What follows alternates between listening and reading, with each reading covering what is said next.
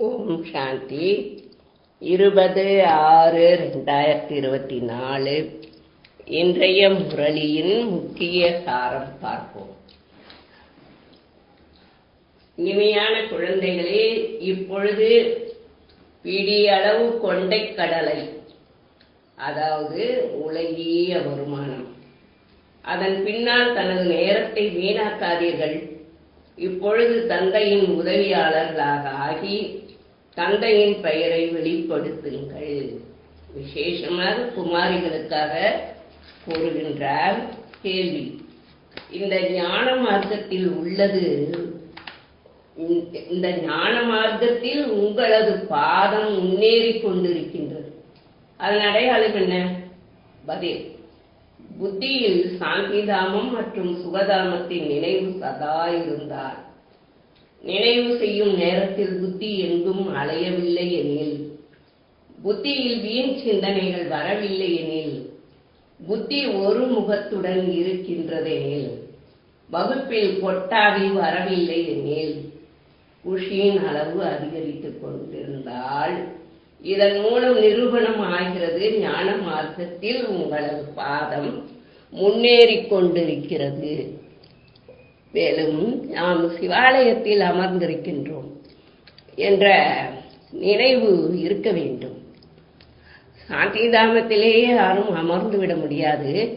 உண்மையில் சாந்திதாமத்தையும் சிவாலயம் என்று கூறுவோம், சுகதாமத்தையும் சிவாலயம் என்று கூறுவோம். ஏனெனில் அதனையும் தந்தைதான் ஸ்தாபனை செய்கிறார். குழந்தைகளாகி நீங்கள் ரெண்டையும் நினைவு செய்ய வேண்டும். அந்த சிவாலயமானது அமைதிக்காக மற்றும் இந்த சிவாலயமானது சுகத்திற்காக. இது துக்கதாமம். இப்பொழுது நீங்கள் சங்கம யுகத்தில் அமர்ந்திருக்கிறீர்கள். சாந்திதாமம் மற்றும் சுகதாமத்தை நினைவு செய்யுங்கள் என்று தந்தை கூறுகின்றார்.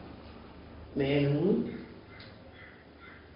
பாபா இன்று ஞான சிந்தனை செய்து வந்திருக்கின்றார். மியூசியம், அதாவது கண்காட்சிகளில் குழந்தைகளாகிய நீங்கள் சிவாலயம், வைஷாலியம் மற்றும் புருஷோத்தம சங்கமயுகம் மூன்றையும் கூறுகின்றீர்கள். இந்த புரிய வைப்பதற்கு மிகவும் நல்ல நல்ல விஷயங்கள் ஆகும். இதனை மிகவும் பெரிதாக படங்கள் உருவாக்க வேண்டும். மனிதர்கள் புத்தியில் பதிவு செய்வதற்காக இதற்கு மிகப்பெரிய ஆள் இருக்க வேண்டும். இதில் நாம் எவ்வாறு மாற்றம் கொண்டு வர செய்வது என்பது போன்ற சிந்தனைகள் குழந்தைகள் செய்ய வேண்டும். புருஷோத்தம சங்கமயத்தை மிகவும் நன்றாக உருவாக்க வேண்டும். இதன் மூலம் மனிதர்களுக்கு மிக நல்ல அறிவு கிடைக்கும். 5-6 பேரையும் தபஸ்யாவில் அமரச் செய்கின்றீர்கள். ஆனால் 10-15 பேரை தபஸ்யாவில் அமரச் செய்ய வேண்டும். பெரிய பெரிய சித்திரங்களை உருவாக்கி தெளிவான வார்த்தை எல்லாம் எழுத வேண்டும். அப்படிப்பட்ட மியூசியம் வையுங்கள் என்று தந்தை புரிய வைக்கிறார். மேலும் இனிய குழந்தைகளை, இந்த பிடியளவு கொண்டைக்கடலைக்கு பின்னால் நீங்கள் ஏன் தங்களது நேரத்தை வீணாக்குகிறீர்கள்? ஆம், வயோதிகர்களாக இருக்கின்றனர், குழந்தைகள் அதிகமாக உள்ளனர் எனில் அவர்களை வளர்க்க வேண்டியிருக்கிறது. குமாரிகளுக்கு மிகவும் எளிதாகும். தந்தை நமக்கு ராஜ்யத்தை கொடுக்க வந்திருக்கிறார் என்பதை யார் வந்தாலும் புரிய வைக்க வேண்டும்.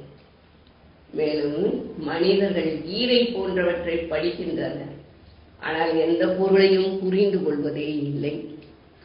பாரதத்திற்கு முக்கியமானது கீதையாகும். ஒவ்வொரு தர்மத்திற்கும் தனித்தனியான சாஸ்திரம் இருக்கிறது. தர்மத்தை ஸ்தாபனை செய்யக்கூடியவர்களை சத்குரு என்று கூற முடியாது.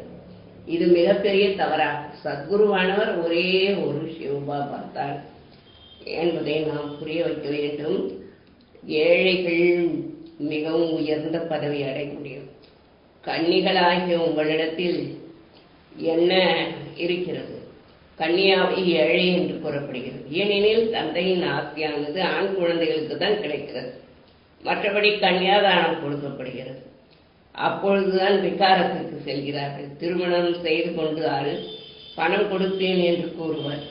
தூய்மையாக இருக்க வேண்டுமெனில் ஒரு பைசாவும் கொடுக்க மாட்டேன் என்றெல்லாம் மனோநிலை உள்ளது. பாருங்கள், நீங்கள் யாருக்கும் பயப்படாதீர்கள். தெளிவாக புரிய வைக்க வேண்டும். தைரியம் இருக்க வேண்டும், தூய்மையாக வாழ்வேன் என்று சொல்வதற்கு என்று கூறுகின்றார். இது சங்கம யுகமாகும். எந்த அளவு முயற்சி செய்கின்றீர்களோ அந்த அளவிற்கு உயர்ந்த பதவி அடைவீர்கள். அதுவும் 21 பிறவிகளுக்கு இங்கு அற்பகால சுகம் கிடைக்கிறது. இன்று ஏதாவது பதவி கிடைக்கிறது, நாளை மரணம் ஏற்பட்டு விட்டால் அவ்வளவுதான். யோகிக்கும் போகிக்கும் வித்தியாசம் இருக்கிறது அல்லவா? ஆக ஏழைகளின் மீது மிக அதிகமாக கவனம் செலுத்துமாறு தந்தை கூறுகிறார். செல்வந்தர்கள் ஏற்றுக்கொள்வது கடினமாகும், மிகவும் நன்றாக இருக்கிறது என்று சொல்லிவிட்டு போய்விடுவார்கள். வரதானம். கீதையின் பாடம் படித்து கற்பிப்பவர் மோகத்தை நீக்கி நினைவின் சொரூபமாகுக. ஸ்லோகன். பரமாத்மாவின் அன்பிலேயே மூழ்கியிருந்தால் கடினமெல்லாம் விடுபட்டே போய்விடும். ஓம் சாந்தி. ஓம் சாந்தி. இன்றைய முரளியில் பாபா அவருடைய அறிமுகத்தை கொடுப்பதற்காக மியூசியம் அமைக்க வேண்டும், கண்காட்சி. அது எப்படியெல்லாம் அமைக்க வேண்டும், அதில் எப்படிப்பட்ட சித்திரங்கள் வைக்க வேண்டும், எவ்வளவு பெரியதாக வைக்க வேண்டும் என்றெல்லாம் கூறுகின்றார். பார்ப்போம். பாபா இன்று ஞான சிந்தனை செய்து வந்திருக்கின்றார். மியூசியம், அதாவது கண்காட்சிகளில் குழந்தைகளாகிய நீங்கள் சிவாலயம், வைஷாலயம் மற்றும் புருஷோத்தம சங்கம யுகம் மூன்றையும் கூறுகின்றீர்கள் வாயினால். இது புரிய வைப்பதற்கு மிகவும் நல்ல விஷயங்களாகும். இதனை மிகவும் பெரிதாக உருவாக்க வேண்டும். படங்கள் மனிதர்களின் புத்தியில் பதிய செய்வதற்காக இதற்கு மிகப்பெரிய ஆள் இருக்க வேண்டும். இதில் நாம் எவ்வாறு மாற்றம் கொண்டு வருவது என்பது போன்ற சிந்தனைகள் குழந்தைகள் கூடிக்கொண்டே இருக்க வேண்டும். மற்றும் என்பது போன்ற சிந்தனைகள் செய்ய வேண்டும். புருஷோத்தம சங்கம யுகத்தை மிகவும் நன்றாக உருவாக்க வேண்டும். இதன் மூலம் மனிதர்களுக்கு மிக நல்ல அறிவு கிடைக்கும். 5-6 பேரையும் தபஸ்யாவில் அமரச் செய்கின்றீர்கள். ஆனால் 10-15 பேரை தபஸ்யாவில் அமரச் செய்ய வேண்டும். பெரிய சித்திரங்களை உருவாக்கி தெளிவான வார்த்தைகளை எழுத வேண்டும். நீங்கள் எவ்வளவுதான் புரிய வைத்தாலும் புரிந்து கொள்வதே கிடையாது. புரிய வைப்பதற்கு நீங்கள் முயற்சி செய்கின்றீர்கள். கல்புத்தி அல்லவா? ஆக எவ்வளவு முடியுமோ நல்ல முறையில் புரிய வைக்க வேண்டும்.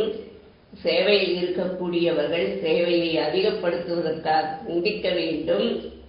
மியூசியத்தில் உள்ள மகிழ்ச்சி ப்ரொஜெக்டர் கண்காட்சிகளில் கிடையாது. ப்ரொஜெக்டரின் மூலம் எதையும் புரிந்து கொள்வதே கிடையாது.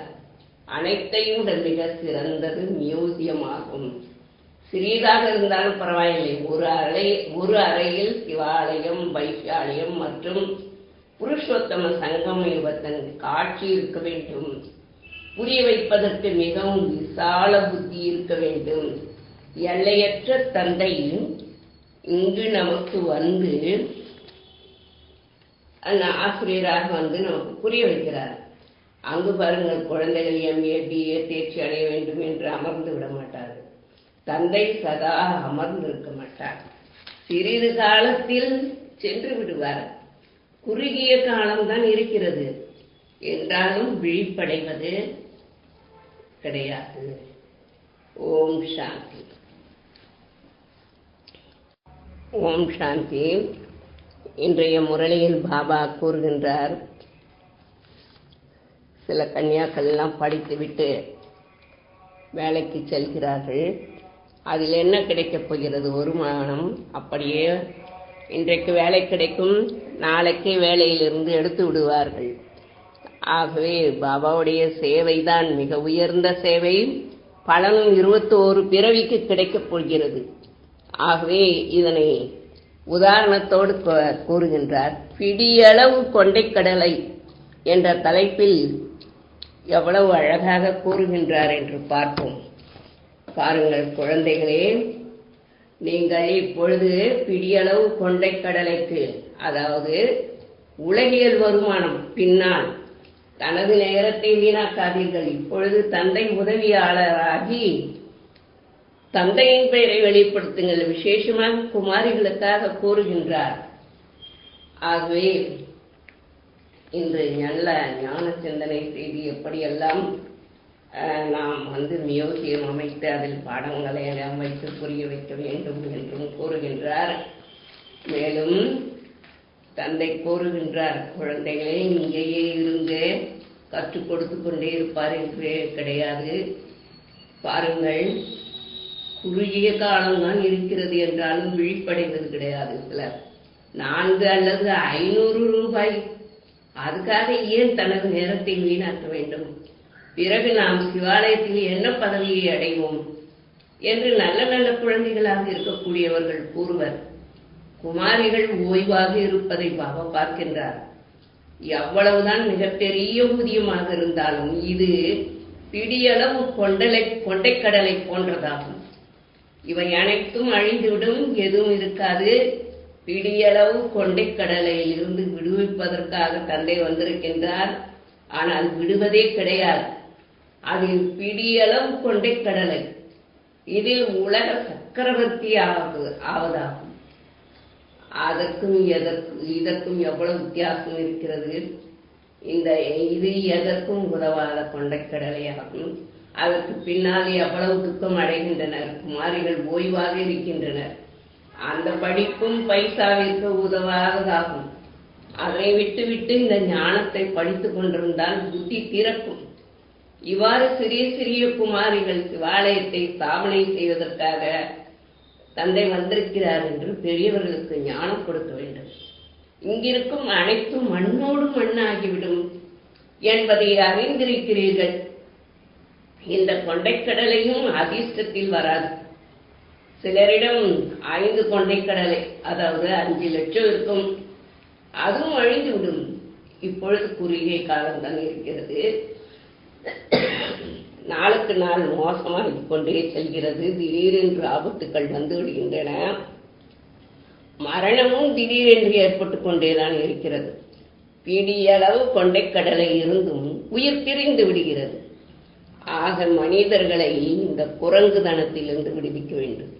மியூசியத்தை பார்த்து மட்டும் சந்தோஷம் அடைந்து விடக்கூடாது, அதிசயம் செய்து காண்பிக்க வேண்டும்.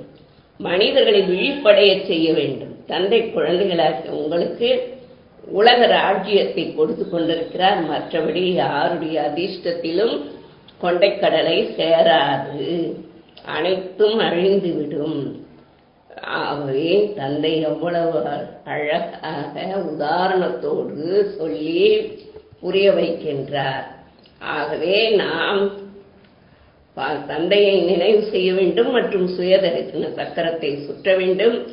கையில் உள்ள கொண்டைக்கடலையை நீக்கிவிட்டு வைர வைடூரியங்களை கைகளில் நிறைத்துக் கொள்ள வேண்டும்.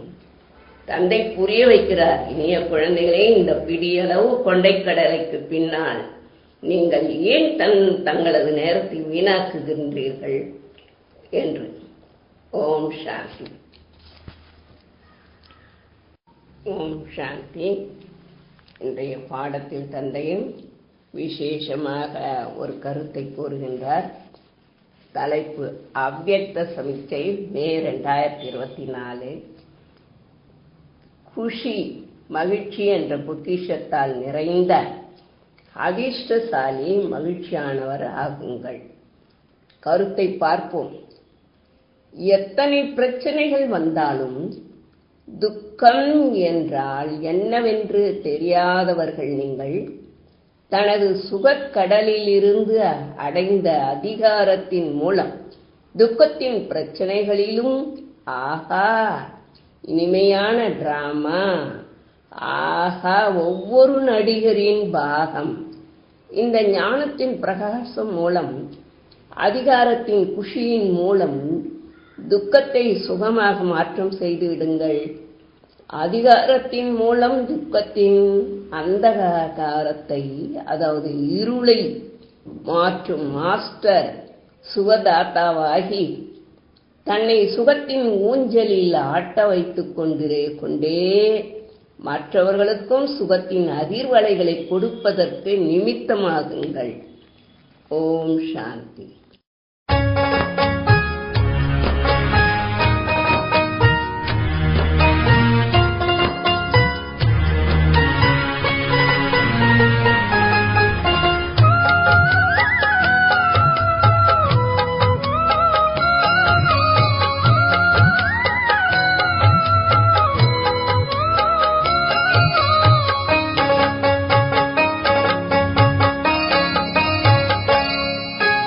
கண்களினால் காண முடியாத சிவன் உன்னை கண்டேனே ஞான கண்ணாலே.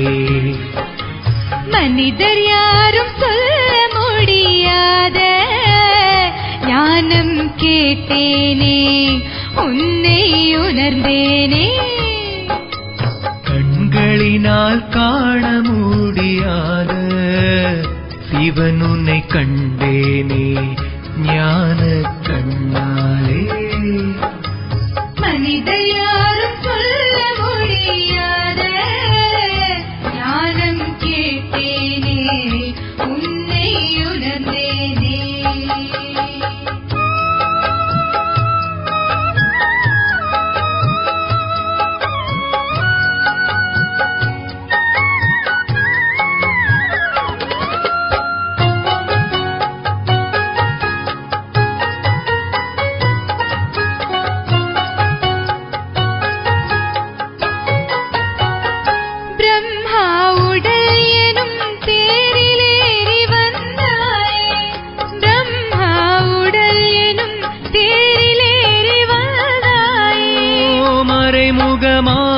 என்னை மன்னனாக்க வந்தாயே, மறைமுகமாக என்னை மன்னனாக்க வந்தாயே. உன் நினைவில் விஷத்தை நானும் மருந்த அமிர்தம் ஆகிடுமே. கண்களினால் காண முடியாத சிவன் உன்னை கண்டேனே.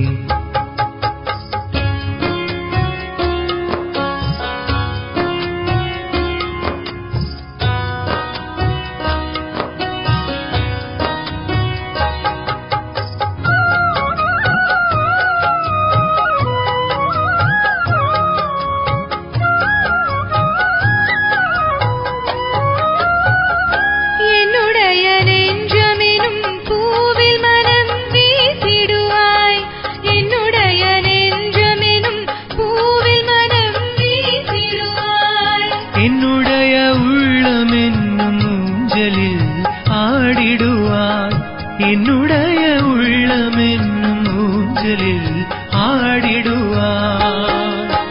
கண்கள் தூங்கும் நேரத்திலும் கூட நினைவு தூங்காதே. கண்களினால் காண முடியாத சிவன் உன்னை கண்டேனே.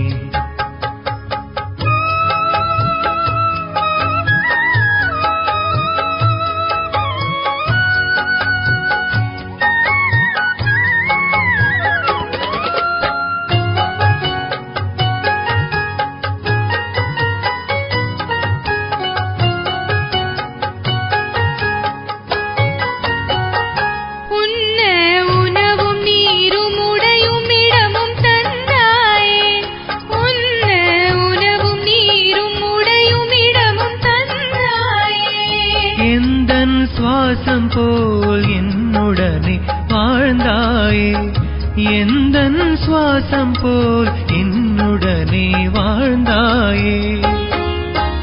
கொஞ்ச நேரம் உன்னை மறந்த போதும் இதயம் இயங்காதே. கண்களினால் காண முடியாத சிவன் உன்னை கண்டேனே. மனிதர் யாரும் சொல்ல முடியாத ஞானம் கேட்டேனே. சிவன் உன்னை உணர்ந்தேனே, சிவன் உன்னை உணர்ந்தேனே.